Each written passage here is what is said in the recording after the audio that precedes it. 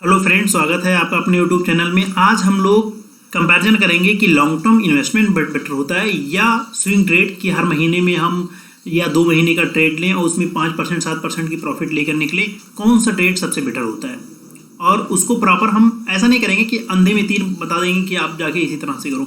हम proper data को analyse करेंगे और फिर देखा जाएगा कि कौन सा ट्रेड सबसे बेटर होता है। ठीक है, तो चलिए शुरू करते हैं। हम सबसे पहले, और इसमें ये भी बता दें कि हम केवल उन सब जो है स्टॉक्स के बारे में बात करेंगे जो कल भी चर्चा में थे और आज भी चर्चा में हैं। ठीक है, निफ्टी के स्टॉक्स, निफ्टी मतलब निफ्टी 50 के स्टॉक्स या फिर निफ्टी नेक्स्ट 50 के स्टॉक्स के बारे में, या जो भी मतलब अच्छे स्टॉक्स थे कल या आज भी जो चर्चे में हैं, मैं उन सब की बात करूंगा। मैं उनकी बात बिल्कुल नहीं करने वाला हूं जिनका कल भी कुछ पता नहीं था, आज भी कुछ पता नहीं है। भाई उसके बारे में क्या चर्चा करना जो चर्चे में नहीं है। तो चलिए हम सबसे पहले देखते हैं कि स्विंग ट्रेड और जो है लॉन्ग टर्म इन्वेस्टमेंट में कितना डिफरेंस होता है या कौन सा सबसे ज़्यादा बेटर होता है। क्योंकि मेरा ऐसा मानना है, जो मैं देख रहा हूँ वो ये देख रहा हूँ कि स्विंग ट्रेड में बहुत कम स्किल होते हुए भी आप पैसा कमा सकते हो, और लॉन्ग टर्म इन्वेस्टमेंट, चलिए हम लाइव देखते हैं इस चीज़ को। हम सबसे पहले लेते हैं रिलायंस को, जो कि आज मतलब इंडिया की अगर बात करें तो सबसे दिग्गज कंपनी है। ठीक है, इसका 10 साल का हमने चार्ट लगा दिया। ठीक है, 2012 से या 2000 क्या है ये 2011 से ही लगा दिया मैंने सीधा। ठीक है, 2020 समथिंग 21 आने वाला है, ये नवंबर चल रहा है, तो इसका हम चर्चा करते हैं। इसमें देखते हैं कि ये स्टॉक पहले 400 या 500 के आसपास था, 522 के आसपास। ठीक है, सपोज आपने यहाँ पे इन्वेस्टमेंट के लिए लोग जो बात करते हैं लॉन्ग टर्म इन्वेस्टमेंट, कोई कहता है 5 साल के लिए मैं छोड़ूंगा, कोई कहता है मैं 10 साल के लिए छोड़ूंगा, या कोई 15 से 20 साल के लिए मान के चलता है। भाई क्योंकि नॉर्मली 30 ईयर्स के हैं आप, या 25 ईयर्स के हैं, या 35 ईयर्स के हैं, तो ऐसा तो नहीं करेंगे 40 साल 50 साल बाद देखेंगे। 50 साल बाद पता नहीं आप ही रहोगे या नहीं रहेगा, तो स्टॉक का क्या बात करोगे। जनरली जो लॉन्ग टर्म इन्वेस्टमेंट 5 साल 10 साल का हॉराइजन लोग लेते हैं। ठीक है, कोई इसमें बहुत रेयर लोग होते हैं जो कहते हैं 30 साल बाद हम इसको देखेंगे। तो नॉर्मली हॉराइजन जो हम 5 साल या 10 साल को हम मान के चल रहे हैं। ठीक है, और उस पर हम इस चीज़ को सोचते हैं, क्योंकि 25 साल बाद कौन कहाँ होगा पता ही नहीं है, आप रहोगे नहीं रहोगे भगवान जाने। ठीक है, तो इसको देखते हैं कि चलिए ये अगर 2001 तारीख जो है तीसरे महीने 2011 में ये स्टॉक करीब करीब 527 रुपये के आसपास था। ठीक है, मान लिया कि आपको लग रहा था कि रिलायंस एक अच्छा स्टॉक, क्योंकि रिलायंस जो है धीरू भाई अंबानी की कंपनी थी। ये तो बहुत पहले से 1990 1995 और 2000 में ही रिलायंस के बारे में लोग जानते थे, धीरू भाई अंबानी को जानते थे। धीरू भाई अंबानी मरे हैं तब भी जो है रिलायंस वो जो है इंडिया के जो है रिचेस्ट पर्सन में उनका नाम था। ठीक है, तो इसको देखते हैं कि जो है ये स्टॉक, अगर उस समय आप 2011 में आप ये जान रहे थे कि रिलायंस बहुत अच्छा था, आपने इसमें लॉन्ग टर्म इन्वेस्टमेंट डाल दिया 5 साल के लिए या 10 साल के लिए, तो आपने देखा कि 2011 में, और फिर हमने देखा कि 2015 में जब हम फिर नज़र आया, या 4 साल 5 साल बाद, तो हमें लगा कि यार फिर जहाँ लगाए थे हम तो वहीं खड़े हैं। मतलब 5 साल बाद जो भी आपने पैसा लगाया था आप वहीं खड़े हो। चलो मैं मान ले रहा हूँ कि एफडी की जगह आपने लॉन्ग टर्म इन्वेस्टमेंट यानी 9 साल का आपने लिया। नॉर्मली 8 से 9 साल के बीच में जो है बैंक जो होता है आपका पैसा डबल कर देता है। आपने चलिए 2011 में अगर लगाया था, तो हम मान के चल रहे हैं कि 9 साल 2000 जो है 18-19 में देख रहे हैं या 20 में देख रहे हैं। ठीक है, तो आपका पैसा यहाँ 20 में तो अचानक ग्रो किया, लेकिन यही आप 7 साल या 8 साल का हॉराइजन लिए थे, और यहाँ पे आपने देखा तो करीब करीब आप देखोगे जहाँ पैसा था उससे थोड़ा बहुत हल्का फुल्का रिटर्न आपको मिल गया। किसी ने कहा कि नहीं हम 10 साल का हॉराइजन लेते हैं, है ना, 2011 में पैसा लगाया और 10 साल का हॉराइजन लेते हैं। ठीक है, तो यहाँ पे स्टॉक चला गया था जो है करीब करीब 2200-2300 के आसपास, अभी ये ट्रेड कर रहा है 1800 के आसपास। मतलब आप 550 रुपये लगा के अगर मोटा 1800 रुपये जोड़ें तो करीब करीब ये जो है 4 गुने से कम और 3 गुने से ज़्यादा है ना। तो ये एक ठीक ठाक रिटर्न 10 साल में कहा जा सकता है कि दे दिया। लेकिन अचानक इसका बिजनेस मॉडल इसने चेंज किया और ये जो है काफ़ी ज़्यादा बढ़ गया। लेकिन सपोज करते कि आप 5 साल का हॉराइजन लेते तो आपको क्या मिलता, 0।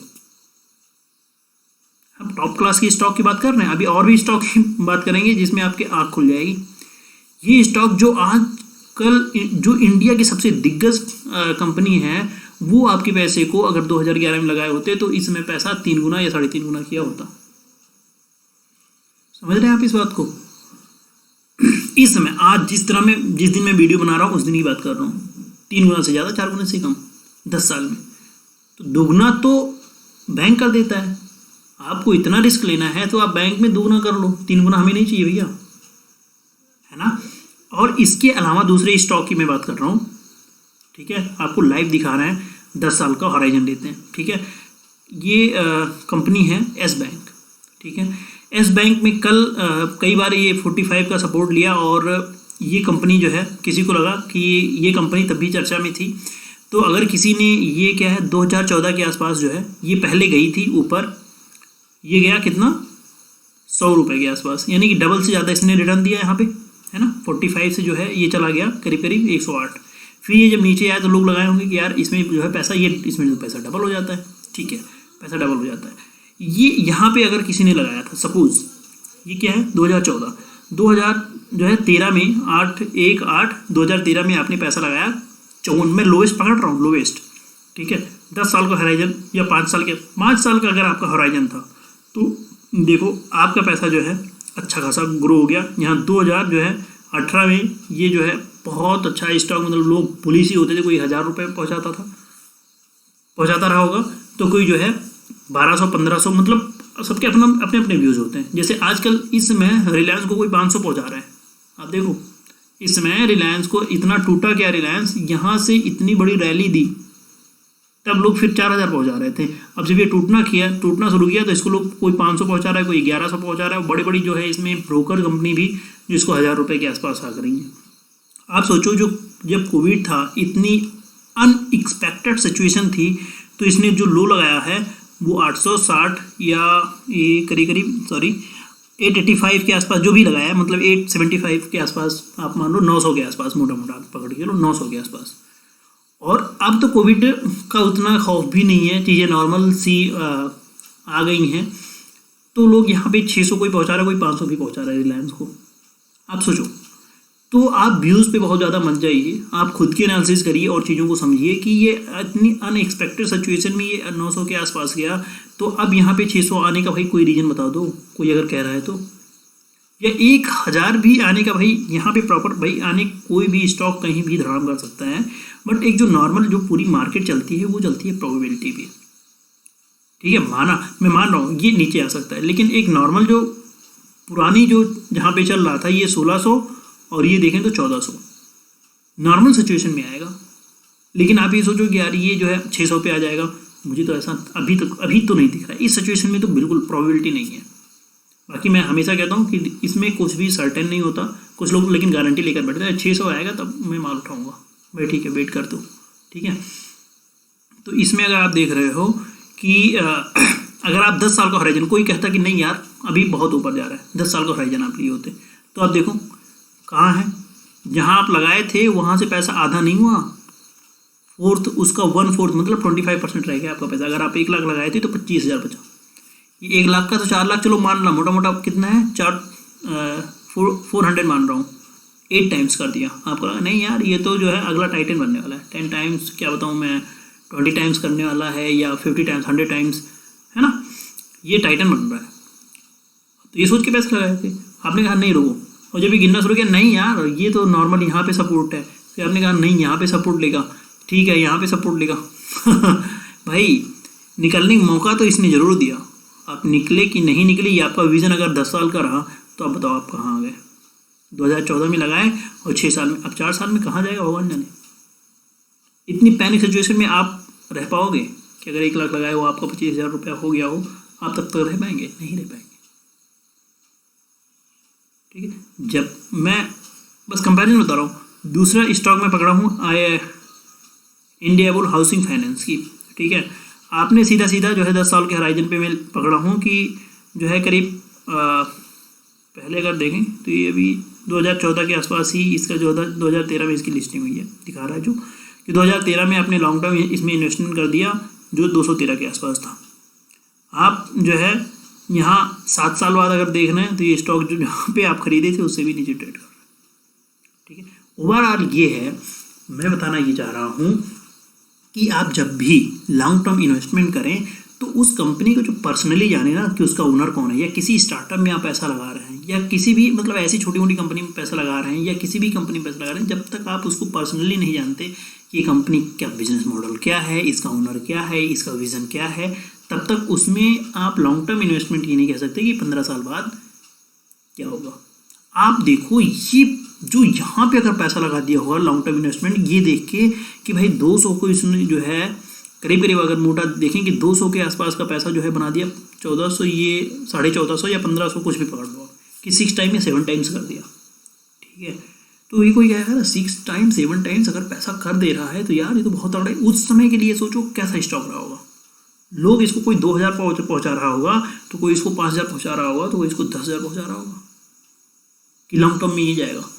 लेकिन ये किसी की एक्सपेक्टेशन नहीं थी। वो 2018 में जब गिरना शुरू किया तो इसको फिर पानी नहीं मिला, स्विंग ही ऊपर नहीं लिया। अब देखो ये जब गिरना शुरू किया तो कंसोलिडेट तो किया, स्विंग ऊपर नहीं दिया, स्विंग करने का भी मौका नहीं दिया ये कि भाई ऊपर का भी कोई मज़ा ले ले गिरते समय। जबकि ऐसा स्टॉक होता है कि गिरता हुआ स्टॉक भी लोग उठा के मजे ले लेते हैं थोड़ा बहुत कि चलो यार 4-6 महीने का इसमें थोड़ा अब बुलिश हो जाते हैं, काफ़ी गिर गया।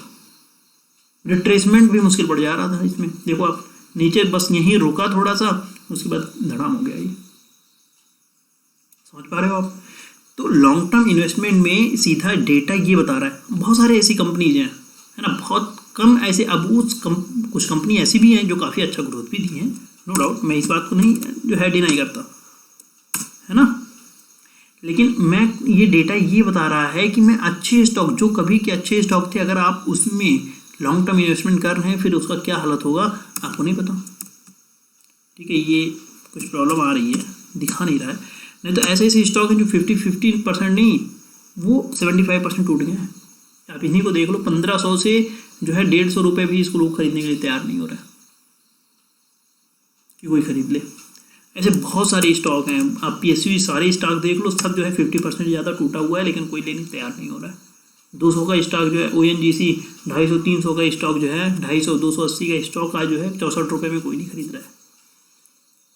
तो लॉन्ग टर्म इन्वेस्टमेंट मैं कहूँगा कि आप तभी करें जब किसी कंपनी के बारे में आपको बहुत पर्सनली नॉलेज हो कि उसका जो ओनर है उसका क्या विज़न है, वो किस तरह से चीज़ों को हैंडल करता है, किस तरह से सिचुएशन को हैंडल करता है, और उसका बिजनेस मॉडल क्या है, उस बिजनेस मॉडल का फ्यूचर में क्या स्कोप है। तब आप जाके जो है उसमें लॉन्ग टर्म इन्वेस्टमेंट करें। लॉन्ग टर्म इन्वेस्टमेंट मेरा ऐसा मानना है कि बहुत ही ज़्यादा स्किल हो तब आप करें। कोई कहे कि स्विंग ट्रेड में बताओ, स्विंग ट्रेड यार मैं कहता हूँ 3% 4% कमाने वाली मैंने स्ट्रेटजी ढाल रखी है, जो आप आराम से 4% 5% कमा सकते हैं। आप जाके वीडियो को रिफर करो, है ना। और मेरा अब इसमें रेगुलर जब आपको पैसा भी मिलेगा ना तो आपको अच्छा भी लगेगा। अब आपके पास ऐसे व्यूअर्स हैं जिनके पास 10 लाख से नीचे का पोर्टफोलियो है, जो 10 लाख से नीचे का इन्वेस्टमेंट है। अब वो पैसा एक बार लगा दिया, वो पैसा अगर कहीं 25% डाउन हो गया, आप बताओ, या 30% डाउन हो गया, अब आपका क्या हालत होगी। लेकिन इसमें क्या 4-4 5-5% धीरे धीरे अगर आपका बढ़ रहा है तो फिर आपको अच्छा भी लगेगा और आप उसमें स्किल्स भी डेवलप कर पाओगे, और फिर लॉन्ग टर्म इन्वेस्टमेंट के लिए भी समझ में आएगी कौन से स्टॉक में हम पैसा लगाएं। और ऐसे जब आपकी नॉलेज नहीं है तो आप लॉन्ग टर्म इन्वेस्टमेंट तो ऐसे भी आसानी लगा सकते हैं, आपकी तो ऐसे जो है लुटिया डूब जाएगी। सीधा मतलब ये है कि स्विंग ट्रेड जिसके पास स्किल कम है, स्विंग ट्रेड के लिए अभी पहले आप जाओ, जब आप प्रॉफिटेबल हो जाओ, सारे स्टॉक्स के बारे में नॉलेज हो जाए, बिजनेस। और आप ये सोचो कि बिजनेस लॉन्ग टर्म इन्वेस्टमेंट हम न्यूज़ पढ़ के कर लेंगे कि जो है 10 टाइम्स दे देगा आने वाले 2 साल में 3 साल में, न्यूज़ बेस पे, या कोई व्यू बता दिया, या किसी कंपनी का मैसेज आया और आपने उस पर पैसा लगा दिया, तो आप डूब जाओगे, है ना। क्योंकि ये किसी को नहीं पता कौन सी कंपनी 10 साल 10 टाइम्स होने वाली, नहीं तो सब लोग अपना पैसा उसी में डाल दें। अच्छे एनालिस्ट को भी नहीं पता कि 2 साल में 4 साल में कौन सी कंपनी जो है 10 टाइम्स होने वाली है। कोई मुझे बताए इस समय कौन सी ऐसी कंपनी जिसमें लॉन्ग टर्म इन्वेस्टमेंट कर दें जो आने वाले 2-3 साल में 10 टाइम्स दे दे पैसा, नहीं पता भाई। ये तो सब लोग उठा के पूरा पैसा FII DI भी जो है सब उसे जो है उठा के पैसा उसी में डाल दें। तो सिंपल सी बात है कि स्विंग ट्रेड बहुत कम स्किल हो गई, केवल सपोर्ट रेजिस्टेंस पे भी आप काम करोगे तो भी थोड़ा बहुत पैसा कमा सकते हो आप, अगर आप ट्रेड में काम कर रहे हो या रेंज बाउंड में काम कर रहे हो। तो कभी भी गिरते हुए स्टॉक, मतलब मैं हमेशा कहूँगा कि स्विंग ट्रेड आप कभी भी इस तरह के स्टॉक में स्विंग ट्रेड मत करिएगा कि स्टॉक जो है ऐसे आके इस तरह से स्विंग लेके जो है फिर इस तरह से अल्टीमेटली जो स्टॉक नीचे आ रहा है, ऐसे स्टॉक में हमें स्विंग ट्रेड नहीं लेना। कुछ लोग कहेंगे नहीं यार यहाँ पे ले लो और यहाँ पे हम बेच देंगे ना, इतना पैसा कमा लेंगे। मत करना, ऐसी गलती मत करना, नहीं तो आप अगर जब फंस जाओगे ना तो बहुत बुरा फंसोगे। इसीलिए मैं कहता हूँ कि जब भी आप जो है स्विंग ट्रेड पकड़िए तो स्विंग ट्रेड आप ट्रेंड जो है स्टॉक जो चल रहा है ऐसे स्टॉक में पकड़िए कि बाई चांस आप ट्रैप भी होते हैं तो आपको निकलने का मौका मिलेगा, इवन प्रॉफिट दे के मौका देगा। प्रॉफिट दे के आप लेके निकलोगे अगर कुछ दिन रुक जाओगे, क्योंकि वो ट्रेंड का आपने स्टॉक पकड़ रखा है। तो आपकी बहुत कम स्किल है तो भी आप इसमें पैसा कमा सकते हो स्विंग ट्रेड में। लेकिन लॉन्ग टर्म इन्वेस्टमेंट जब आपका बहुत ज़्यादा स्किल होगा तभी आप लॉन्ग टर्म के बारे में सोचें। ये सोच रहे हो कि जो है 2 साल में, 3 साल में, 4 साल में पैसा जो है 10 टाइम्स, 2 टाइम्स नहीं होता यार। लेकिन बहुत सारी ऐसी कंपनी है जो 4-4 महीने में पैसा डबल करते हैं, आपको नहीं पता। अडानी ग्रीन को ले लो आप, 1 साल में पैसा को 10 टाइम्स, 11 टाइम, इवन 13 टाइम्स किया था। अब इस समय थोड़ा बीच में गिरा, फिर उसके बाद बढ़ गया, लेकिन वो न्यूज़ में नहीं है। और जब किसी स्टॉक का गिरना होता है ना, जब पीक पे चला जाता है, तब रिटेलर्स के दिमाग वो न्यूज़ में लाके लेकर आते हैं, तब रिटेलर्स वहाँ पे पैसा लगाता है और फिर उसको निपटा देते हैं। फिर ज़बरदस्त उसकी गिराई होती है, जैसे 20-25% गिरता है तैसे रिटेलर्स की बैंड बजाती, भैया अब मैं क्या करूँ। ठीक है, तो सीधा स्विंग ट्रेड में क्या होता है, छोटे छोटे प्रॉफिट होते हैं, नो डाउट। लॉन्ग टर्म कुछ ऐसे, अब हर कोई सारी कंपनी टाइटन नहीं होने वाली है,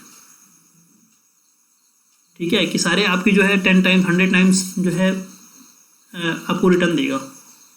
आप 2-4 कंपनी में आप नाम सुन लिए कि जो है ये कंपनी कल 1 रुपये भी थी और आज वो 500 पे ट्रेड कर रही है और 500 टाइम्स रिटर्न दे दी। सारे कितनी कंपनी ऐसे हैं, आप बता दो इस समय कौन सी ऐसी कंपनी है जो आने वाले टाइम में 100 टाइम्स देने वाली है। पैसा सारा का सारा हर कोई लगा दे यार। तो सिंपल है, आपकी बहुत ज़्यादा जब कोई पर्सनल या पकड़ हो किसी कंपनी की विज़न के बारे में, उसके ओनर से, तो आप जो है लॉन्ग टर्म के लिए जाइए। नहीं तो नॉर्मली आपके पास अगर स्किल कम है तो सिंपल जो है स्विंग ट्रेड करिए और खुश रहिए। फिर जैसे जैसे नॉलेज बढ़ती जाएगी तो आपको समझ में आ जाएगा कि इसमें जो है लॉन्ग टर्म करनी है कि इसमें नहीं करनी है। ठीक है, मेरे ख्याल से आपको बात समझ में आई होगी और आप इसको फॉलो करेंगे। थैंक्स।